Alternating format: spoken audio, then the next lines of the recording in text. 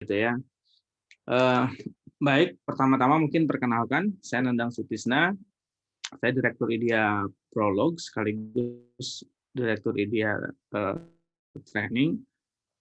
Saat ini saya sedang menempuh 2 program pendidikan S3 di Universitas Borobudur dan di AIU Malaysia untuk program hukum dan kebijakan publik. Baik, Bapak Ibu sekalian, kita akan mulai. Yang pertama, pendahuluan. Ya, sekilas tentang BLU. Jadi, memang di dalam pengadaan publik di Indonesia sebetulnya memang ada banyak rezim ya.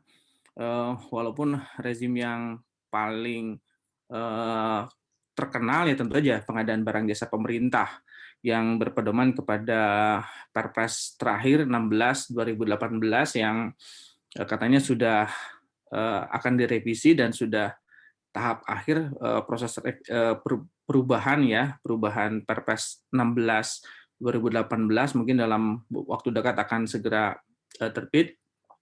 Tetapi di luar itu juga ada pengadaan yang lain ya, yang sebetulnya masuk ke dalam rezim pengadaan publik, tetapi tidak termasuk pengadaan pemerintah gitu ya. Jadi uang yang digunakannya uang negara, tetapi rezimnya bukan rezim APBN APBD ya. Kita mengenal ada pengadaan BUMN, BUMD dan BLU. Sebetulnya di luar itu masih ada pengadaan semi pemerintah ya. Seperti KONI umpamanya. Jadi KONI itu anggarannya dari hibah APBN APBD, tetapi organisasinya non KLPD atau non struktural gitu ya. Jadi dari masyarakat gitu. Dan juga ada yang lain ya, pengadaan publik yang artinya menggunakan uang publik tetapi tidak masuk ke dalam rezim pengadaan pemerintah. Nah, untuk kesempatan ini kita akan membahas tentang BLU ya. Jadi BLU punya karakteristik sendiri di mana dia merupakan bagian KLPD. Berbeda kalau BUMN BUMD ini bukan KLPD. Ya, jadi dia badan usaha, pimpinannya pun bukan ASN, begitu ya. Pegawainya pun punya aturan tersendiri. Nah, untuk BLU memang dia masih KLPD, walaupun pimpinannya itu dimungkinkan bukan ASN, gitu ya. Jadi beberapa direktur BLUD, BLU termasuk rumah sakit itu bukan ASN, bukan PNS, gitu ya. Tetapi organisasinya tetap ada di dalam lingkungan pemerintah, yang tupoksinya adalah memberikan layanan, gitu ya. Dalam konteks ini memang sama dengan unit kerja KLPD lainnya, yaitu memberikan layanan gitu ya. Tetapi yang membedakannya adalah BLU memungut tarif ya. Jadi tanda kutip menjual layanan gitu ya. Nah, bagian ini seperti BUMN, BUMD gitu ya. Jadi ada sisi tanda kutip jualannya begitu ya, di mana menarik tarif atau harga dari suatu layanan kepada masyarakat. Inilah kemudian yang membuat pengadaan BLU yang anggarannya berasal dari layanan ini memiliki rezim tersendiri, karena layanannya juga berasal dari pendapatan itu, dan kebutuhannya itu didasarkan kepada layanan yang sifatnya permintaan masyarakat gitu ya. Jadi kalau di pemerintah, instansi pemerintah membuat program itu 1 tahun sudah ditentukan, anggarannya sudah ditentukan. Tetapi dalam konteks BLU tidak demikian gitu ya. Jadi anggarannya didapatkan dari masyarakat, kemudian tingkat layanannya pun bergantung pada permintaan pasar tanda kutip, yang dalam hal ini adalah masyarakat juga begitu ya. Ini karakteristik BLU berdasarkan definisinya. Kemudian secara keberadaan organisasi dikaitkan dengan sifatnya, maka ada organisasi publik di Indonesia itu ada tiga rezim paling tidak begitu ya. Jadi ada yang KLPD ya, jadi unit kerja di Kementerian Lembaga dan Pemerintah Daerah, yang sebelah kiri yaitu pure berdasarkan APBN APBD gitu ya, dan itu adalah fungsi negara dalam rangka memberikan layanan dasar, layanan basic untuk masyarakat. Tetapi di sisi lain juga ada yang privat gitu ya, walaupun sebetulnya sih lembaga privat juga tanda kutip memberikan layanan untuk masyarakat, walaupun mekanisme tanda kutip penjualan layanan itu menjadi berbeda-beda begitu ya. Kalau yang pure pemerintah tentu saja jualannya secara tidak langsung melalui pajak. Jadi negara memungut pajak dari masyarakat yang nanti akan dikembalikan dalam bentuk program, dalam bentuk pembangunan, dalam bentuk tidak langsung negara memungut uang juga dari masyarakat yang kemudian dikembalikan. Tetapi jumlah layanan itu tidak spesifik gitu ya. Nah, berbeda dengan ya dan seperti BLU ini, maka kemudian dia menjual layanannya ya. Tetapi tujuannya bukan untuk profit ya. Jadi secara sederhana bisa dikatakan bahwa BLU itu adalah layanan masyarakat di mana masyarakat membayar sendiri layanan publik itu gitu ya. Walaupun di pemerintah juga ada sebenarnya yang bersifat tarif gitu ya. Tetapi kalau di BLU selain pemerintah juga sebetulnya layanan sejenis juga dimungkinkan ya, seperti rumah sakit itu non pemerintah gitu ya. Walaupun dengan sifat yang mirip tetapi dari sisi kepentingan bisnis tentu saja berbeda gitu ya, seperti yang pure privat gitu ya. Nah, di paling kanan itu ada BUMN, walaupun BUMN sudah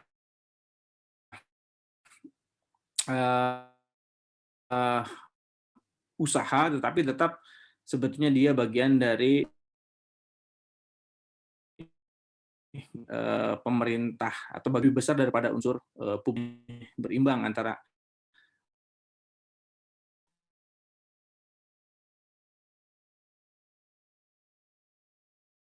unsur seperti swasta, kemudian ada yang tidak berbisnis, tidak non profit tetapi non pemerintah ya, seperti yayasan dan seterusnya gitu ya. Secara pengadaan menjadi berbeda gitu ya. Kalau pemerintah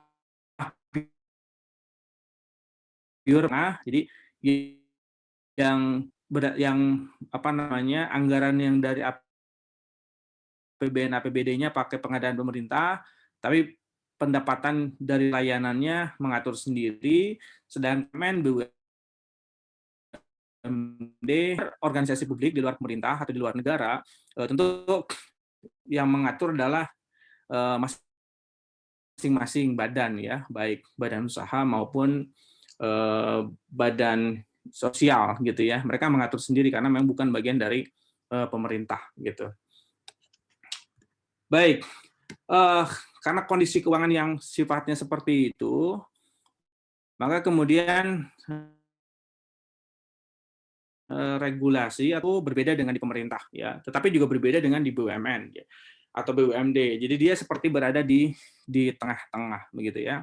Walaupun kalau saya berbincang dengan beberapa BLU, sebetulnya anggaran dari layanan itu jauh lebih besar dari anggaran yang APBN APBD gitu ya. Tetapi rezim pengadaannya sebagian besar masih ke pemerintah gitu. Sebenarnya tidak ada masalah sepanjang aturan fit dengan kondisi BLU.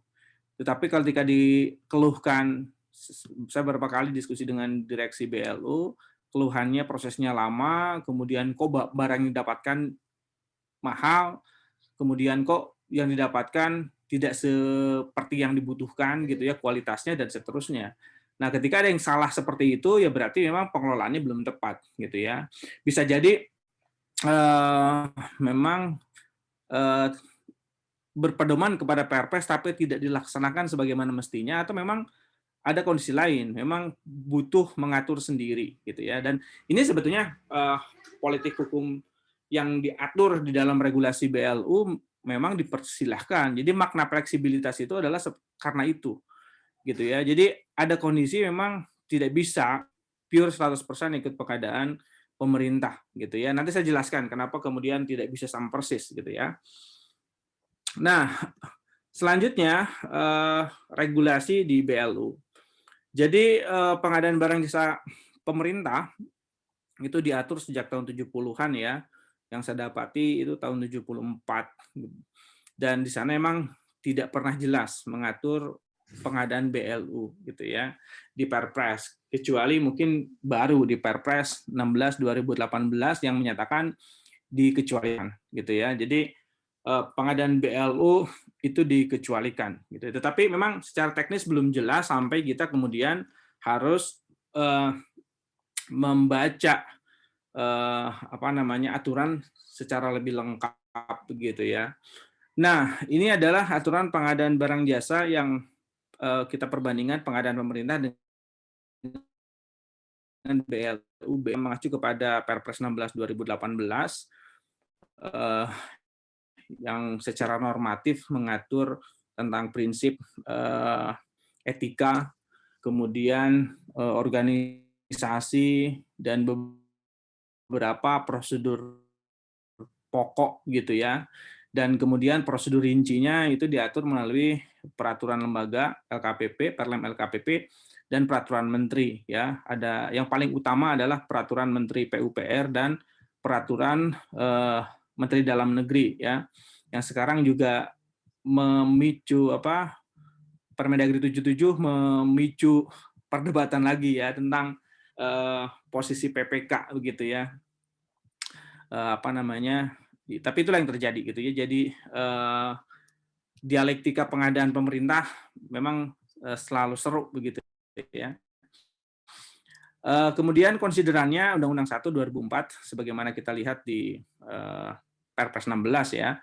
Dan satu lagi adalah Undang-Undang 30 administrasi negara begitu.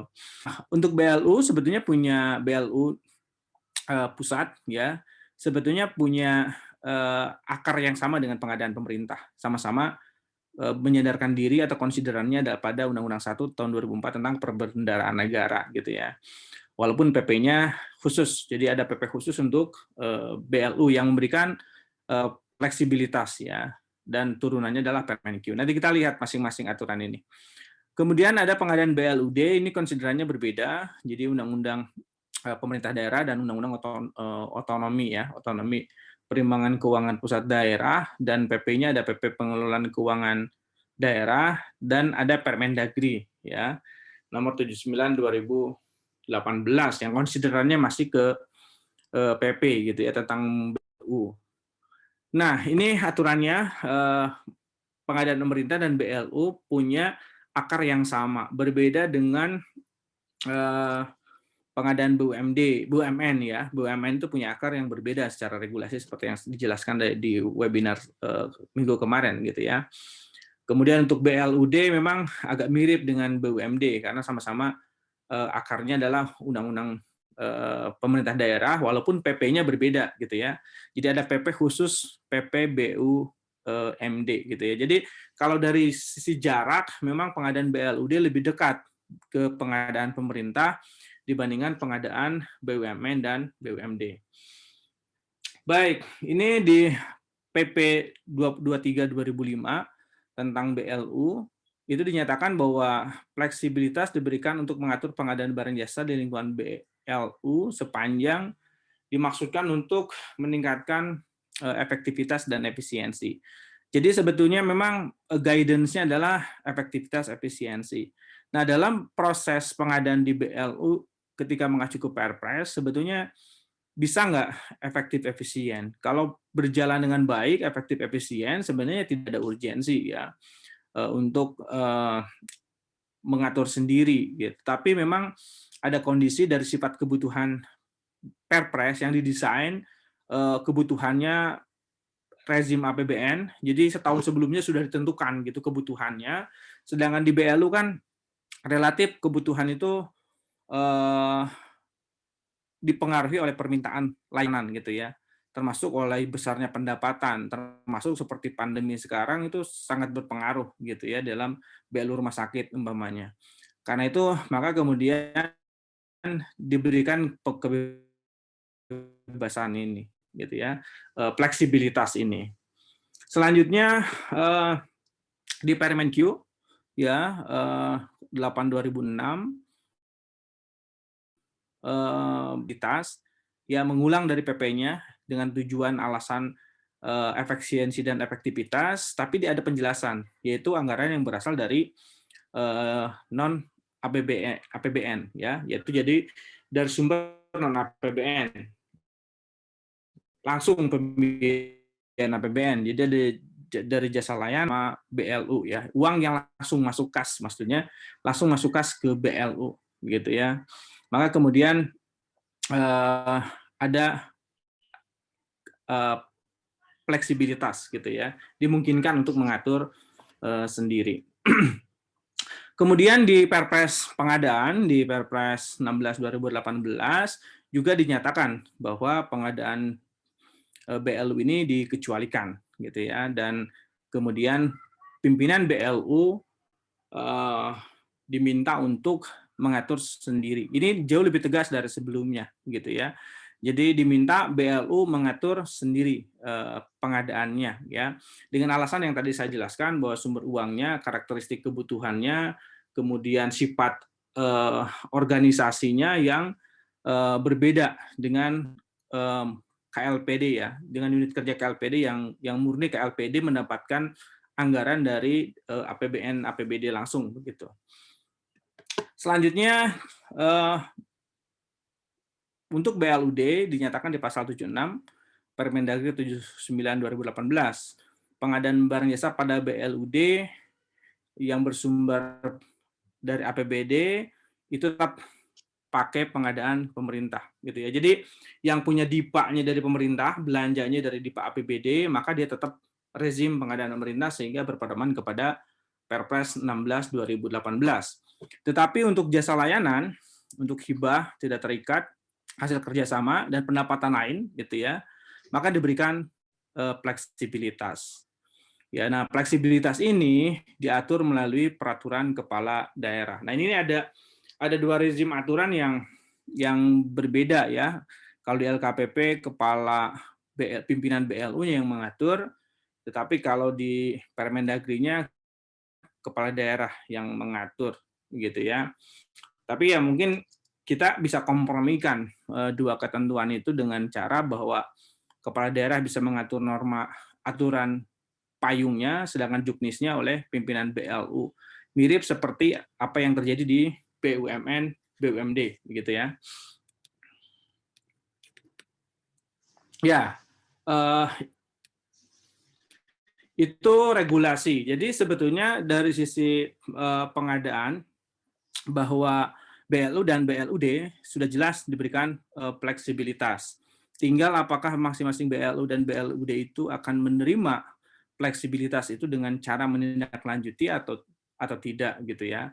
Walaupun sebenarnya secara regulasi kalau kita melihat bahwa di Perpres, di PPBLU-nya memang memberikan fleksibilitas, di aturan turunannya memberikan fleksibilitas, tetapi Perpresnya sendiri sebetulnya mengejutkan gitu ya.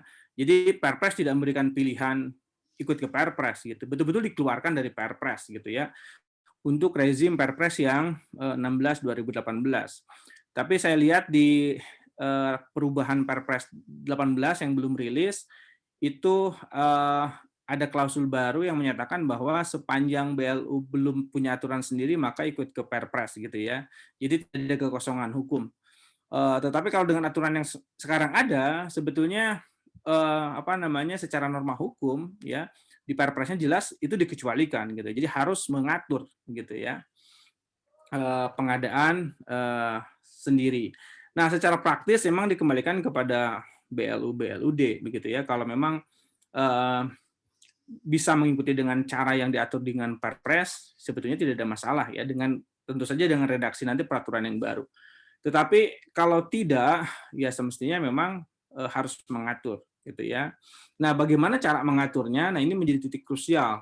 Kemudian bagaimana BLUD mengatur, BLU dan BLUD mengatur pengadaannya.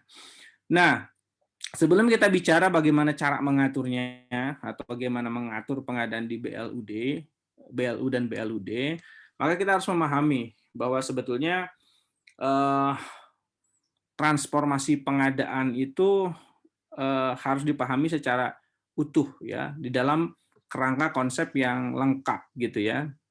Jadi sebetulnya ada 3 pilar transformasi pengadaan, ada people, ada proses, dan ada teknologi gitu ya. Jadi sebetulnya PERDIR dan SOP itu ya hanya proses, termasuk strategi pengadaan juga proses. Nah, yang akan mengeksekusi proses adalah people gitu ya. Jadi people-nya pun harus sedapat mungkin punya keahlian ya, punya kecakapan, syukur-syukur profesional gitu ya.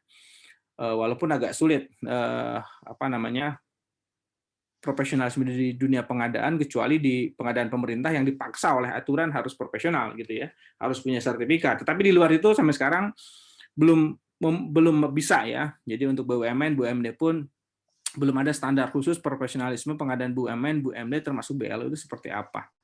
Ya ujung-ujungnya ya ke pengadaan pemerintah gitu ya sertifikasinya, walaupun secara proses sebenarnya tidak sama gitu ya. Nah, kemudian untuk meningkatkan efisiensi proses ya, maka kemudian membutuhkan juga teknologi gitu ya.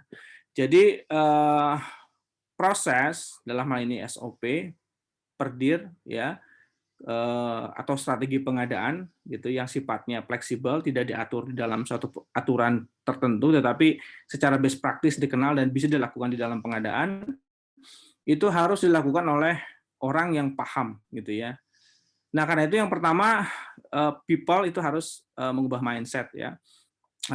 Pengadaan kita terlanjur mengagungkan prosedural tanpa memahami maknanya gitu ya, tujuannya. Jadi pengadaan itu harus paham tujuannya gitu ya. Tujuan pengadaan itu apa, untuk apa, dan kondisinya bisa berbeda-beda gitu. Pengadaan itu dilakukan di dalam setting yang berbeda-beda gitu ya. Karena itu perlu mengubah mindset bahwa prosedur itu sebenarnya alat bantu, bukan yang utama. Bukan berarti harus melanggar prosedur gitu ya, tetapi prosedur itu harus diciptakan untuk membantu pencapaian pada tujuan pengadaan. Kalau prosedur itu tidak sesuai ya harus diubah, harus disesuaikan gitu ya. Nah, inilah makna penting di dalam pengadaan BLU gitu ya. Karena itu diberikan kewenangan untuk mengatur sendiri. Kemudian pengadaan berbasis kompetensi, jadi PPK kompetensi PPK, Pokja kompetensi Pokja, dan seterusnya, dan profesional gitu ya. Jadi sedapat mungkin tidak nyambi. Nah, ini di BLU terutama di rumah sakit ini sering kali kalau saya diundang banyak keluhan dari dokter-dokter gitu ya. Jadi dia tidak tahu pengadaan, tidak mengerti pengadaan, tetapi akhirnya harus mengelola pengadaan yang seringkali lebih sibuk daripada tupoksi sebagai petugas kesehatannya gitu ya. Nah, ini tantangan sebetulnya karena mestinya bisa menciptakan prosedur, bisa menciptakan proses yang ditunjang oleh teknologi yang kemudian meringankan beban manusia gitu ya. Jadi peran prosedur dan teknologi itu sebenarnya ya mengurangi beban manusia gitu ya. Jadi kalau dulu mengangkut barang-barang besar harus dipikul gitu ya. Kalau sekarang ada dengan alat berat gitu ya. Bahkan sekarang dengan teknologi digital luar biasa memudahkan manusia ya. Membuat manusia menjadi super malas karena segala sesuatu sudah bisa dikendalikan di handphonenya gitu ya. Seperti itu. Tapi ya itu memang apa namanya fungsi teknologi adalah memang untuk itu gitu ya. Nah, yang terakhir memang teknologi itu harus dengan e-proc gitu ya. Nah, e-procurement inilah yang harus dibangun sesuai dengan mekanisme yang ada gitu ya. Nah, e-proc di LKPP di pemerintah memang selama ini masih didesain pure support dengan aturan pengadaan pemerintah. Jadi bisa jadi ada yang tidak support sebetulnya dengan pengadaan di non pemerintah, termasuk di BUMN, di BUMD, dan di BLU gitu ya.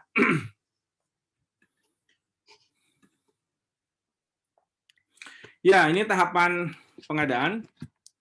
Jadi sebetulnya ini adalah standar ya.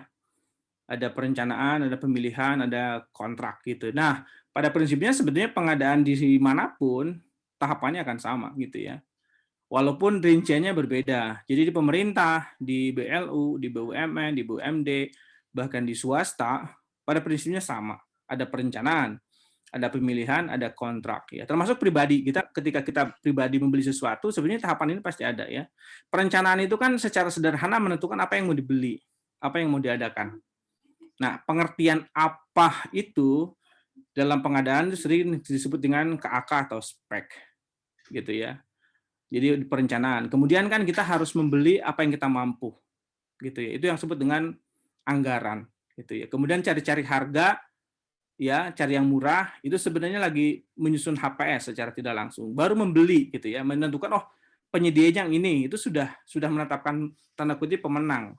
Oke, tokonya saya mau beli ke sini gitu. Dan baru kemudian bertransaksi kontrak ya.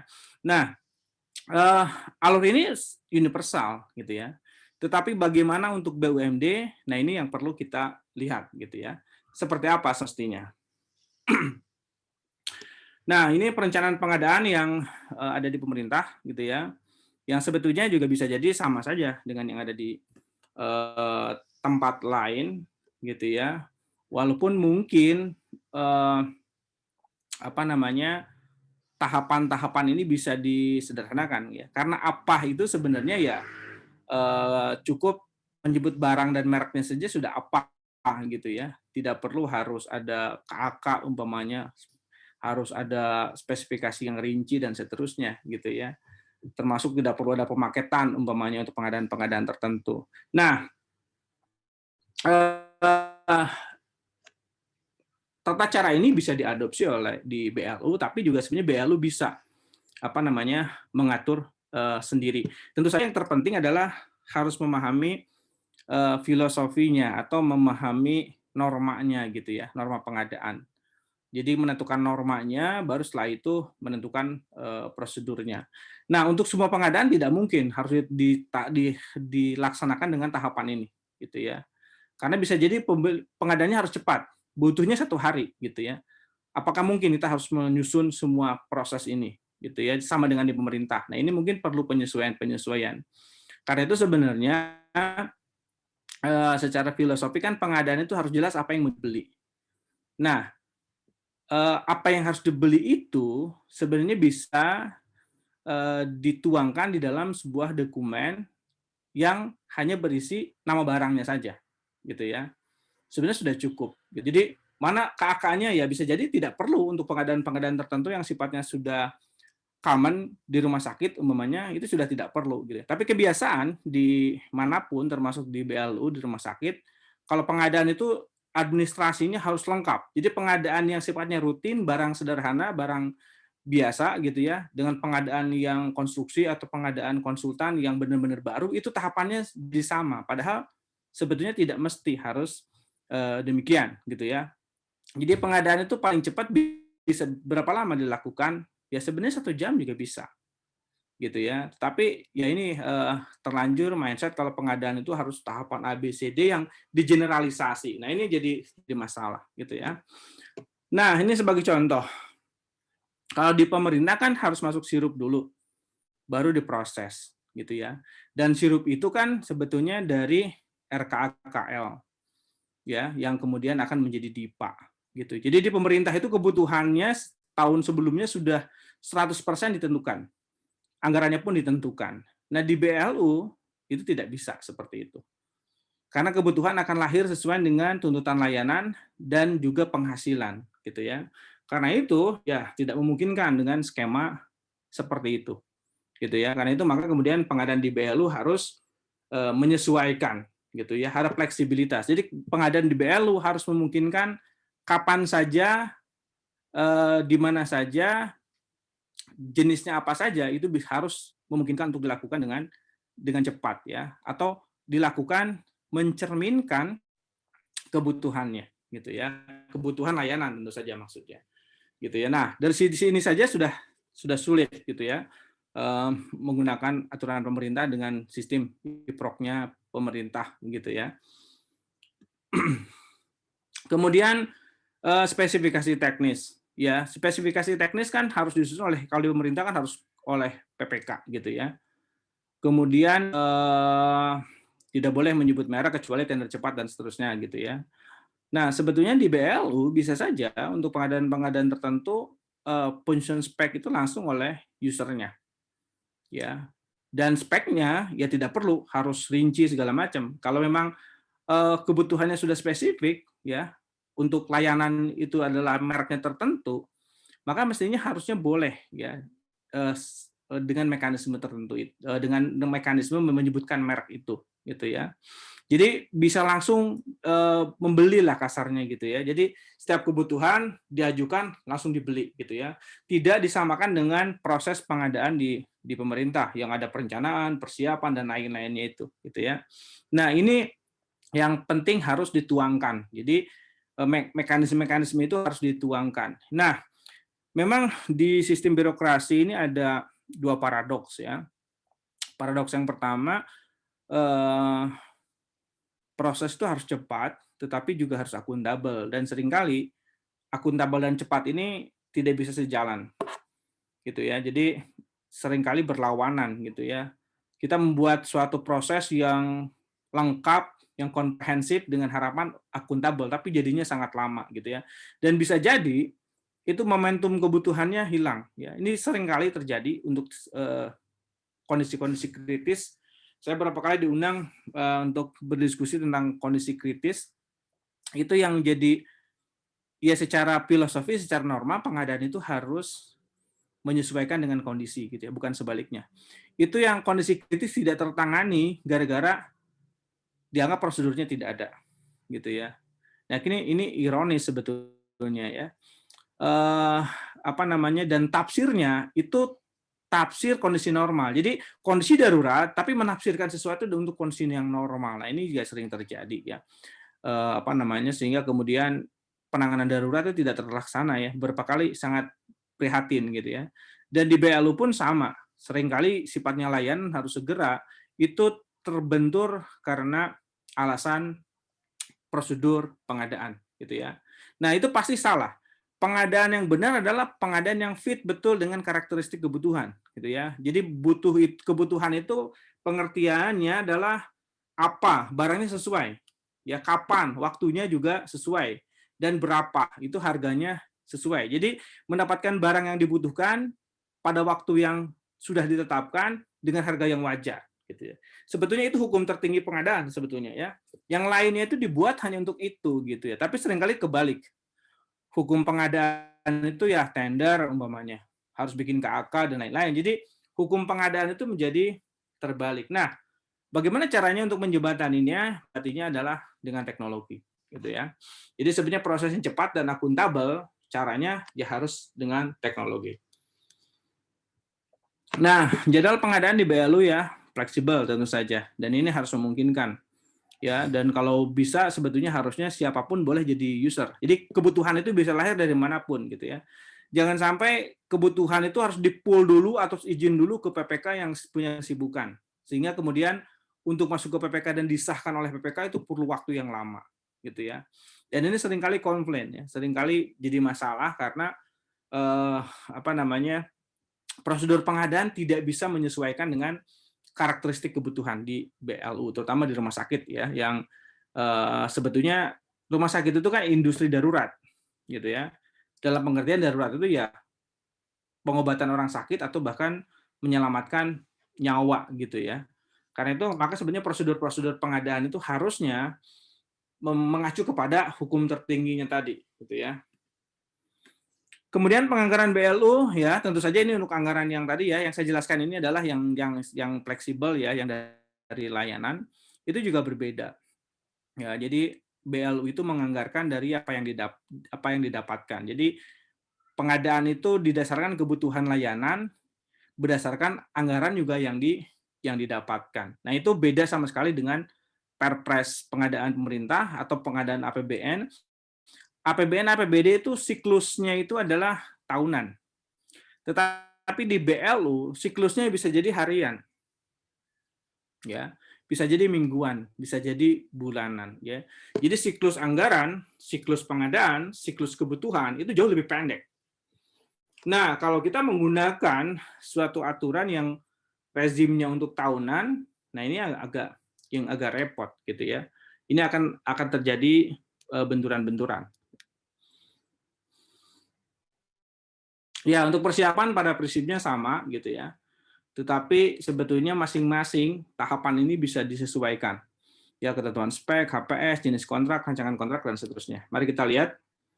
Ya, ini metode pemilihan penyedia ya. Pada prinsipnya ini yang kita kenal di pemerintah gitu ya. Ada pembelian, ada rezim pembelian, ada rezim negosiasi, ada rezim kompetisi. Kalau pembelian itu biasanya beli langsung tanpa dokumen macam-macam, pokoknya cash and carry.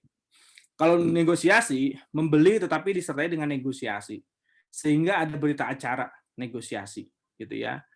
Dan kompetisi itu biasanya kendala dari penyedia saling menawarkan, jadi mereka berkompetisi sesama mereka, gitu ya, sesama penyedia. Gitu. Kalau pembelian mungkin ada negosiasi, tapi tidak perlu berita acara negosiasi. Tapi kalau negosiasi perlu ada berita acara negosiasi, dan kompetisi itu tidak ada perlu negosiasi, kecuali jumlah pesertanya kurang sehingga dianggap tidak kompetitif, sehingga kemudian rezim tender berubah jadi negosiasi, seperti tender pesertanya kurang dari 3 begitu ya, seperti itu. Nah, ini secara konseptual gitu ya. Nah, bagaimana dengan DBLU? Ya, di BLU sebenarnya dimungkinkan menggunakan mekanisme yang lain gitu ya. E-purchasing tentu saja bisa dilakukan, tetapi juga sebenarnya perlu dipikirkan, e-purchasing bukan hanya e-katalog LKPP begitu ya. Nah, kemudian ada pembelian toko daring. Toko daring itu sifatnya bukan hanya e-katalog, tapi marketplace secara umum, gitu dimungkinkan juga, gitu ya. Kemudian penunjukan langsung, saya pikir ini rezimnya sama kalau penunjukan langsung, pasti untuk keadaan tertentu atau darurat, gitu ya. Dan ini pun sama sebenarnya kalau kita mengacu ke sini ya, rumah sakit contohnya itu tanda kutip selalu jadi darurat, gitu ya. Padahal dia rutin tapi darurat, gitu ya. Nah, ini perlu arif melihatnya begitu ya, kan tidak mungkin semua dengan tunjuk langsung gara-gara darurat, padahal ya di rumah sakit sifatnya hampir rata-rata gitu ya, kalau dalam konteks layanan pasien ya seperti darurat gitu ya, baru pengadaan langsung. Nah, sebetulnya di luar itu di BLU juga ada mekanisme yang lain gitu ya. Contohnya auction gitu ya, auction mandiri maksudnya ya, jadi auction atau tender cepat gitu ya.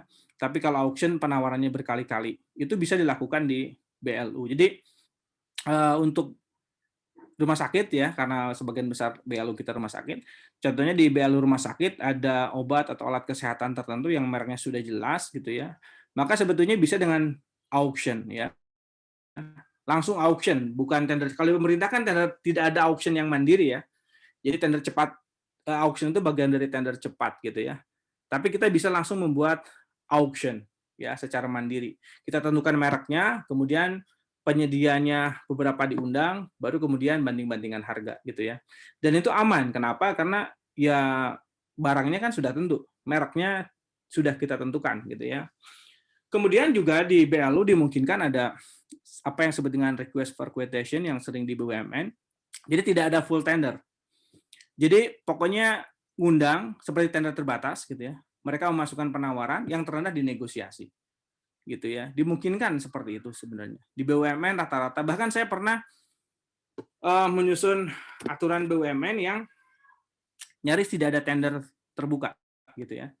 Jadi semua tender itu dinegosiasi gitu ya. Dan sebetulnya kalau di dunia swasta justru sebagian besar metode yang digunakan adalah itu. Jadi tender dalam pengertian pemasukan penawaran itu untuk sourcing saja, bukan untuk ditetapkan sebagai pemenang gitu ya.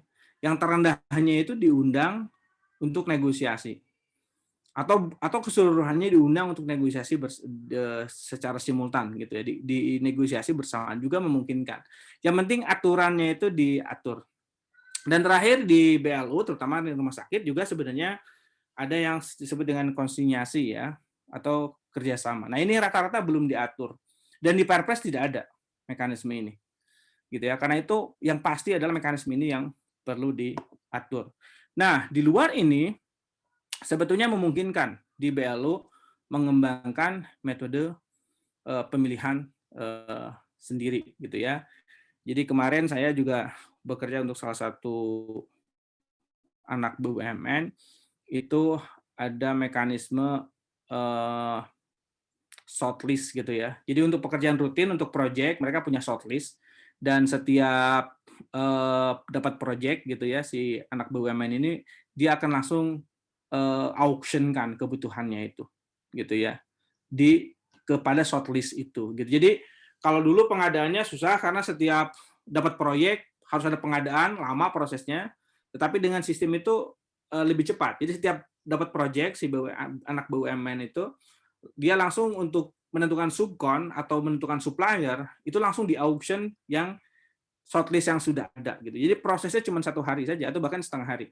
Setiap dapat proyek, maka kemudian untuk proses pengadaannya setengah hari dan sisanya langsung mulai bekerja. Gitu ya. Jadi sebetulnya dimungkinkan kita mengenerate suatu metode, yang penting normanya, prinsipnya, etika pengadaannya tidak dilanggar. Tetapi mekanisme yang dibangun sesuai dengan kondisi kebutuhan. Ya, kemudian katalog juga ya. Selain katalog LKPP dimungkinkan membangun katalog bersama gitu ya, atau katalog internal BLU. Nah, ini biasanya untuk BLU-BLU besar ya, atau gabungan-gabungan rumah sakit sebenarnya bisa menginisiasi membangun katalog kesehatan gitu ya, di luar katalog pemerintah gitu ya. Ya, ini yang sering kali terjadi, pengadaan di BLU ini hanya sekedar ya batasan nilai ya. Tidak ada substansi yang lain selain dari pengadaan langsungnya 1 miliar, pembelian langsungnya 500 juta gitu ya. Ya boleh saja sebetulnya batasan threshold-nya diatur, tetapi jangan juga menyederhanakan dan menggampangkan gitu ya. Karena bisa jadi prosesnya menjadi gampang, tapi bisa jadi ya tidak efisien gitu ya. Maka kemudian batasan nilai ini harus diatur sedemikian rupa, bukan hanya gampang, tetapi juga dimungkinkan masih berpotensi efisien ya. Termasuk bukti pembelian juga bisa diatur khusus, karena sebetulnya kalau dari best practice, pengadaan barang itu berapapun nilainya ya tidak perlu kontrak, cukup dengan kwitansi atau bukti pembelian sebenarnya. Karena beli barang itu walaupun nilainya puluhan miliar ya cash and carry gitu ya. Jadi sebenarnya sih aman saja gitu ya. Cuman ya karena di pemerintah tidak begitu, seringkali tidak cukup confident. Tapi di BUMN pernah diatur seperti itu. Jadi kalau pengadaan barang, pokoknya berapapun nilainya itu pakai kwitansi, gitu ya. Karena sifatnya cash and carry gitu ya. Jadi kalau pengadaan barang itu ketika terjadi jual beli, ya hak kewajiban para pihak sudah selesai. Jadi tidak perlu harus pakai kontrak gitu ya. Nah, yang repotnya seringkali di BLU atau di BUMN, di BUMD, pengadaannya sederhana, tapi draft kontraknya harus masuk ke bagian hukum, ke bagian legal, dan itu prosesnya 2 minggu, 3 minggu gitu ya. Padahal sebenarnya ya itu tidak substansial gitu ya. Yang ada malah jadi memperlambat penyelesaian proses. Kemudian pembelian langsung juga bisa dilakukan oleh pengguna umpamanya, tidak harus oleh pejabat pengadaan. Nah, organisasi pengadaan pun memang agak bias ya, di mana-mana kecuali di BUMN mungkin ya, itu rata-rata ngadopsi ke pure pengadaan pemerintah. Jadi organisasi full gitu ya. Padahal sebetulnya dunia pengadaan ya bentuk organisasinya macam-macam ya. Mungkin lain waktu kita akan adakan lagi webinar untuk organisasi pengadaan di luar pemerintah gitu ya, yang sebetulnya modelnya itu ya macam-macam. Ya, tadi ya ini sudah dijelaskan tender cepat dan auction yang sifatnya mandiri dan bisa jadi dilakukan tidak perlu oleh Pokja, oleh pengguna. Bisa nggak gitu ya? Oleh pengguna. Jadi pengguna langsung mengeksekusi proses itu sebenarnya tidak ada masalah ya. Kalau sistemnya sudah memungkinkan sih sebenarnya tidak ada masalah karena auction dan tender cepat manual, apalagi tender cepat atau reverse auction yang penyedianya semua persyaratannya sudah masuk ke vendor management system sehingga hanya masalah kompetisi harga sebenarnya tidak perlu oleh Pokja ya. Tidak perlu oleh panitia sebenarnya. Jadi si user aja juga bisa eksekusi sendiri. Ini memang norma baru gitu ya. Tapi sebenarnya secara filosofi itu memungkinkan dilakukan karena potensi konflik kepentingannya sebenarnya tidak ada gitu ya. Nah, ini juga sama, rata-rata tender di BLU itu dieksekusi di UKPBJ-nya. Ada yang lancar, tapi juga ada yang tidak lancar, gitu ya. Kalau pengadaannya di APBD ya APBN-APBD memang oleh UKPBJ-nya, tetapi kalau anggarannya anggaran BLU, ya ini seringkali jadi kendala, gitu ya. Karena itu sebenarnya ada baiknya kalau memang mau mandiri, ya termasuk tendernya pun dikelola sendiri, gitu ya. Dengan mekanisme sendiri, syukur-syukur dengan sistem sendiri dan dilaksanakan oleh Pokja atau panitia internal BLU. Ya, ini jenis kontrak ya. Jenis kontrak sebenarnya berbagai macam. Cuman kalau di BUMD dan di BLU rata-rata ya jenis kontraknya sama dengan pemerintah. Tapi kalau di BUMN sebetulnya jenis kontrak itu bermacam-macam gitu ya. Nah, di revisi Perpres terbaru nampaknya jenis kontrak tidak dibatasi ya. Jadi Perpres hanya memberikan referensi beberapa jenis kontrak, tapi sisanya PPK dimungkinkan untuk menggunakan jenis kontrak yang lain gitu ya. Dan di BLU sebenarnya lebih boleh lagi tentu saja ya. Jadi di BLU dimungkinkan mengembangkan kontrak jenis kontrak yang lain gitu ya. Kontrak layanan, kontrak performance, kemudian kontrak cost plus fee gitu ya, cost plus fixed fee dan seterusnya macam-macam gitu ya. Disesuaikan tentu saja disesuaikan dengan karakteristik atau ruang lingkup pekerjaannya. Nah, ini mungkin yang krusial ya. Jadi selama ini di BLU yang ada selalu hanya perkada saja.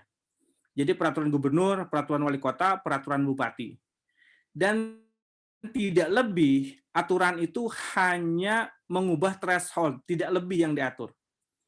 Jadi pengadaan langsung 200 jadi 500 jadi 1 M, bahkan ada yang jadi 1,5 M. Hanya itu saja substansinya. Gitu ya. Nah, ketika teknis di lapangan itu tidak ada juknisnya.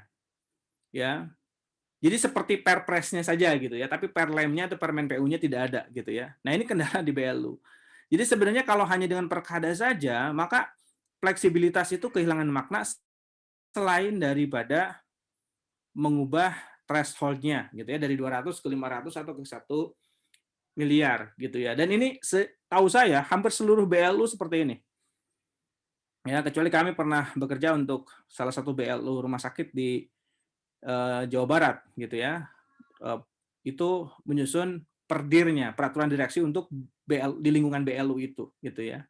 Tapi sisanya itu hanya mengandalkan perkada, dan perkada biasanya copy paste Perpres gitu. Bahkan ada yang tidak mungkin dilakukan oleh BLU karena copy paste Perpres ya.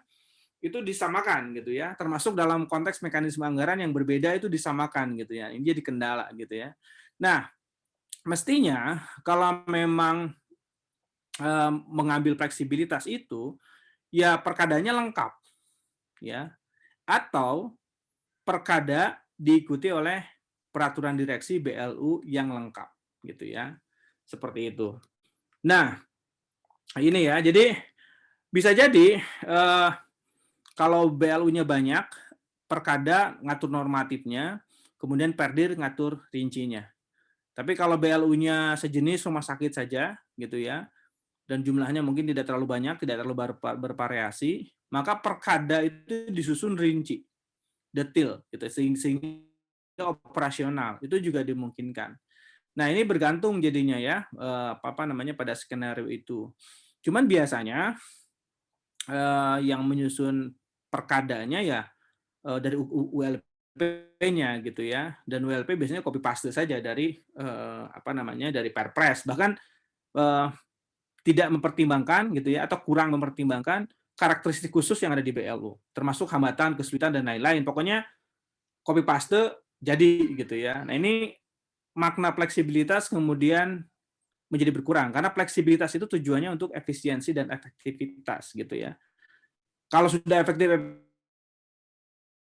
efisien, ya saya sampaikan tadi tidak perlu ngatur sendiri gitu ya. Tapi kalau tujuannya, kalau ternyata belum dan perlu meningkatkan efisiensi efektivitas itu, maka perlu mengatur yang mampu menciptakan pengadaan yang efektif dan efisien. Dan itu tidak terbatas ya. Karena pengadaan itu referensinya luar biasa banyak, modelnya luar biasa banyak. Pengadaan pemerintah sebenarnya hanya salah satu referensi saja. Cuman orang seringkali sering ya saya mendengar aduan dari BUMN, BUMD termasuk dari BLU, Pak, inspektorat kami atau bahkan kata narasumber LKPP, pokoknya boleh atur sendiri tapi jangan beda dengan Perpres. Saya bilang kalau gitu artinya ya tidak perlu ngatur sendiri, ikut Perpres saja gitu ya. Ya kecuali nilainya saja yang apa namanya, yang berbeda, yaitu saya pikir terlalu menyederhanakan, hanya tricky dimain di angka threshold saja. Ya, bahwa ketika menyusun perdir yang bisa jadi juknisnya dari Perkada itu harus memperhatikan visi, misi, dan karakteristik organisasi. Nah, karena ya tentu saja untuk BLU seperti rumah sakit gitu ya, harus mencerminkan sebagai organisasi rumah sakit gitu ya. Bahkan tidak ada salahnya sebetulnya belajar ke pengadaan rumah sakit swasta gitu ya. Seperti apa sih bisnis proses di mereka gitu sehingga mereka bisa lebih efisien umpamanya. Nah, bisa jadi itu lebih bagus ya karena kalau swasta pasti tidak akan bias dengan aturan pemerintah gitu ya. Jadi dia fokus pada kinerja saja. Dan itu bisa jadi benchmarking buat kita gitu ya, atau jadi referensi pengadaan rumah sakit swasta itu seperti apa gitu ya. Karena sebetulnya jangan-jangan lebih cocok dengan rumah sakit swasta benchmarkingnya daripada dengan Perpres untuk pengadaan di BLU rumah sakit gitu ya. Ya, format perdir macam-macam ya, bisa rinci, bisa moderat, bisa sederhana, ya tergantung BLU-nya gitu ya.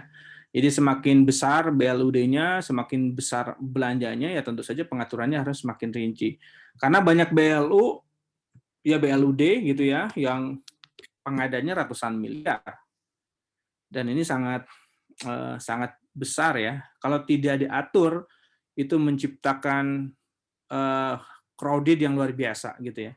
Apalagi pengelolanya adalah tenaga kesehatan yang sebenarnya mungkin tidak punya passion dan tidak punya keahlian di dunia pengadaan. Dia hanya terpaksa, tanda kutip ya, terpaksa gara-gara ditugaskan umpamanya gitu ya. Nah ini tentu akan berpengaruh sangat berpengaruh pada kualitas layanan yang diberikan.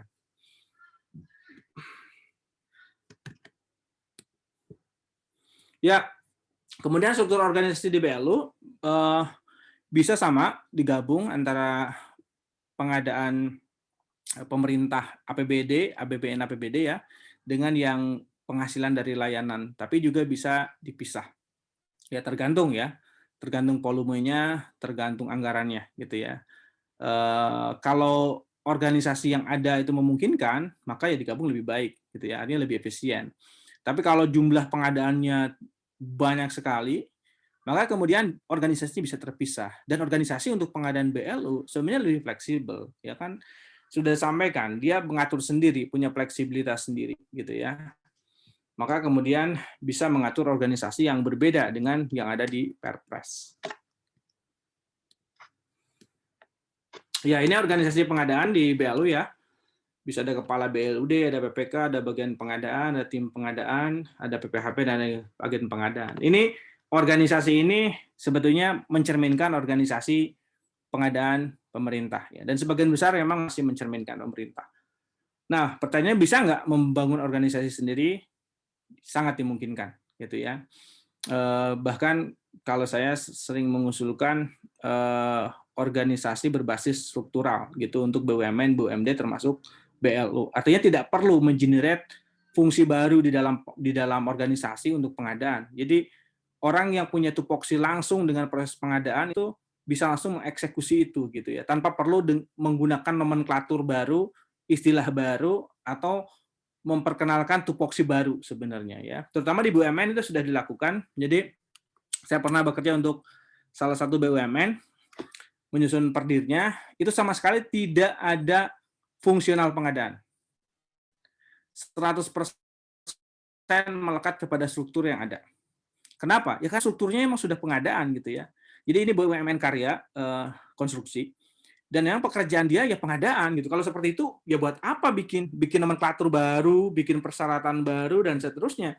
Jadi sebetulnya hanya mengatur tata caranya saja, lebih kepada konsep pengadaan yang baik gitu ya sebetulnya. Dan ini bisa berjalan gitu ya, dan bisa jadi lebih efisien gitu ya.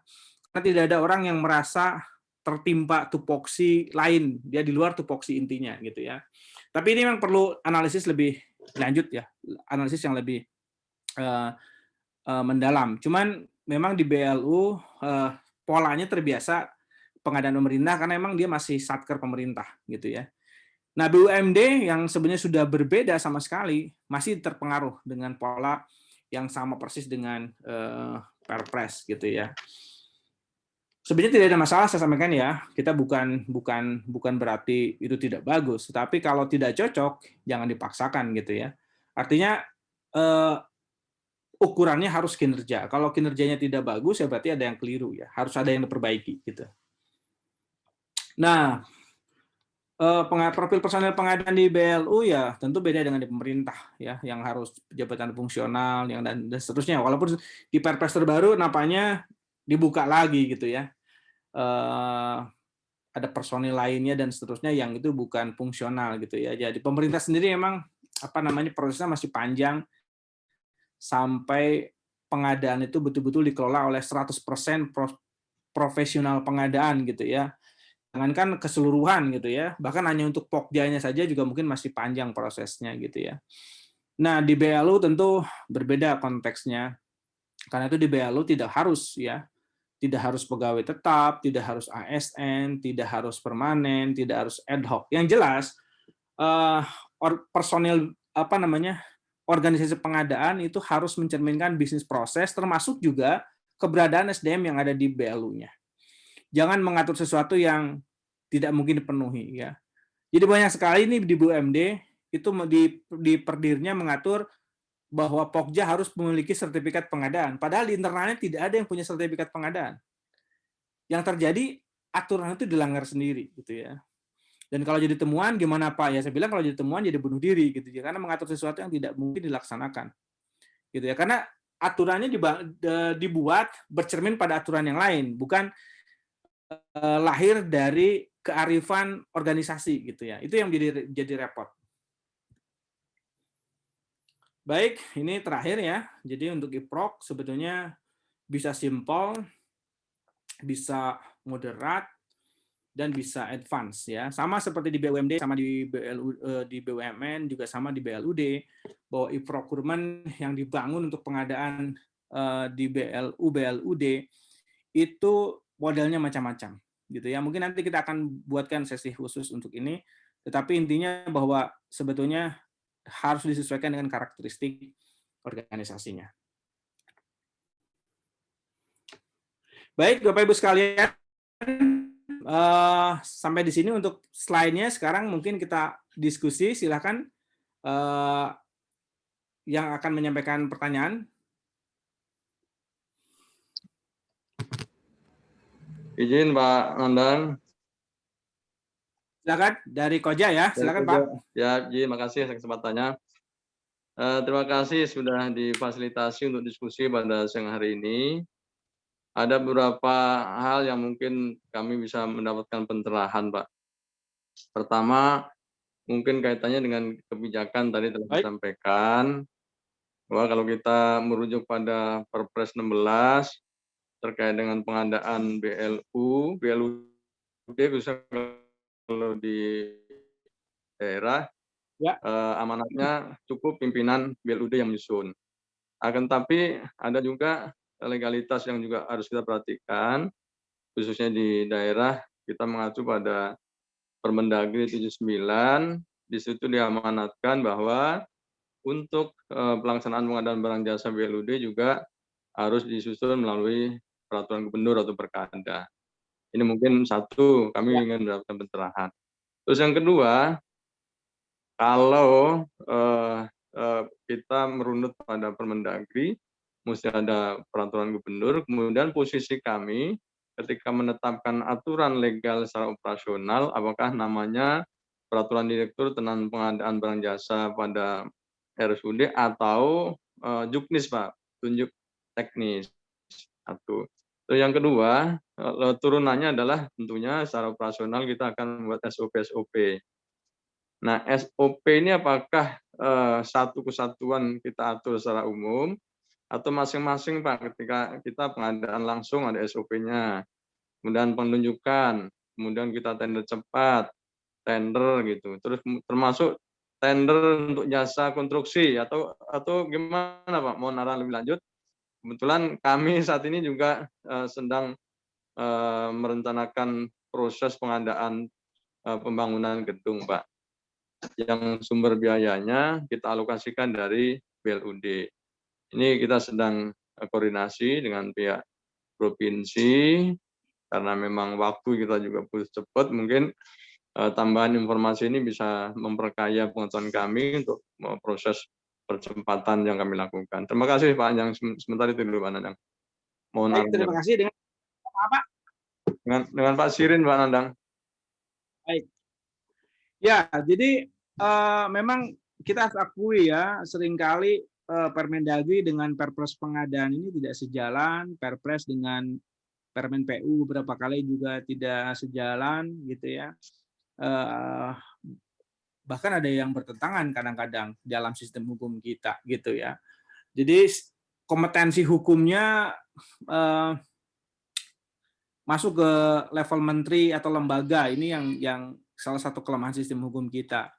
Tapi ya kita sebagai pelaksana tidak mungkin membenturkan ya. Yang bisa adalah kita mensinkronkan gitu ya. Jadi pada akhirnya ya dua-duanya dilaksanakan. Ya, jadi yang pertama saya sampaikan tadi, skenarionya dibuatkan perkadanya, pergubnya, baru perdir. Nah, ketika menyusun perkada dan perdir ya atau peraturan kepala BLU, ini harus dilakukan di dalam satu strategi ya. Nah, seringkali yang terjadi adalah Biro Hukum jalan sendiri, BLU tidak dilibatkan sejak awal gitu. Jadi sebenarnya tidak ada grand design. Mau mengatur pengadaan BLU seperti apa itu tidak. Mestinya kan dikumpulkan BLU itu gitu ya. Kemudian disusun bareng-bareng gitu ya. Ini tidak, seringkali Biro Hukum copy paste Perpres jadi pergub gitu. Jadi perwal gitu dan seterusnya. Ini tidak ideal. Nah, maksud saya di dalam satu strategi adalah seperti ini. Jadi sebenarnya skenarionya nanti pembagiannya mau seperti apa. Kalau saran saya pergub atau perkada itu mengatur normanya saja, ya, norma umumnya saja. Jadi ngaturnya terkait dengan etiknya gitu ya. Nah, kalau normanya sudah di pergub, maka di BLU tidak perlu mengatur peraturan direksi seperti bentuknya legal draftingnya seperti peraturan Perpres atau seperti pergub juga gitu. Jadi sebetulnya di BLU cukup menyusun SOP saja, juknis dan SOP gitu ya. Bahkan kalau bahasa saya bisa lebih sederhana, organisasinya bisa dibentuk dalam SK organisasi, sisanya hanya SOP. Atau bahkan SOP tidak dibutuhkan Pak, kami nyusun IPROK saja di internal. Pokoknya bisnis prosesnya ya bisnis IPROK-nya BLU gitu. Seperti itu. Ya, itu saran saya. Nah, sekarang saya pikir untuk DKI sudah ada ya peraturan gubernur tentang pengadaan BLU, walaupun sudah lama gitu ya. Saya nggak tahu yang baru apakah disusun lagi gitu ya. Tetapi kalau mau disusun lagi yang baru, saran saya disinkronisasikan nanti dengan peraturan kepala BLU-nya. Jadi peraturan gubernur mengatur peraturan secara garis besar, kemudian di masing-masing BLU ditindaklanjuti dengan SOP saja. Jadi SOP pengadaan saja gitu Pak. Jadi ya SOP tadi ya Pak bilang, SOP pemilihan langsung, SOP tender cepat, SOP pengadaan langsung dan seterusnya. Gitu Pak. Baik, terima kasih Pak Nandang. Ya. Silakan ada yang lain, Bapak Ibu.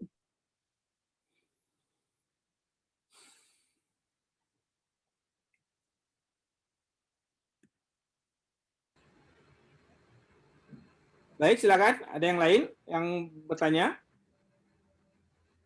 Baik, kalau tidak kita akhiri. Kalau tidak ada yang bertanya, terima kasih atas kehadiran Pak, izin Bapak Ibu Pak Nandang. Pak, kalau nggak ada yang bertanya, mungkin saya nambah Pak. Ini Silakan, Pak. Ya. kesempatan langka banget nih buat kami nih. Mungkin izin Pak, kalau memang berkenan dan boleh Pak, bisa dikasih ilustrasi Pak, contoh SOP seperti apa sih kira-kira biar nanti kami ini sedang menyusun Pak, terus terang sedang menyusun, memang nyari referensi sendiri gitu, belum ada guidance yang meyakinkan kami bahwa SOP yang kita susun itu jadi sudah oke lah gitu. Mungkin izin kalau berkenan Pak Nandang bisa memberikan beberapa contoh SOP bisa kami jadikan referensi untuk kita kembangkan di RSUD kami, Pak. Izin terima kasih, Pak. Ya. Jadi sebenarnya saya sampaikan tadi ya, secara teori sebetulnya sebelum SOP lah ya, bisnis proses pengadaan itu harus mencerminkan karakteristik organisasi dan bisnis proses gitu ya. Karena itu sebenarnya SOP rumah sakit, satu rumah sakit dengan rumah sakit yang lain berbeda gitu ya. Termasuk juga visi pimpinan gitu ya. Visi pimpinan, ada visi pimpinan yang pokoknya pernah ketemu dengan pimpinan yang pokoknya gitu. Nah ini sebenarnya karena tidak mungkin kita dapat barang yang bagus, harganya murah, proses cepat itu nggak mungkin, gitu ya. Jadi itu sangat ideal, tapi itu ada di ranah utopia pengadaan, gitu ya. Realitasnya ya trade off. Kita harus apa namanya, kalau kita pengen barangnya bagus ya harganya harus lebih mahal. Kalau pengen harganya murah ya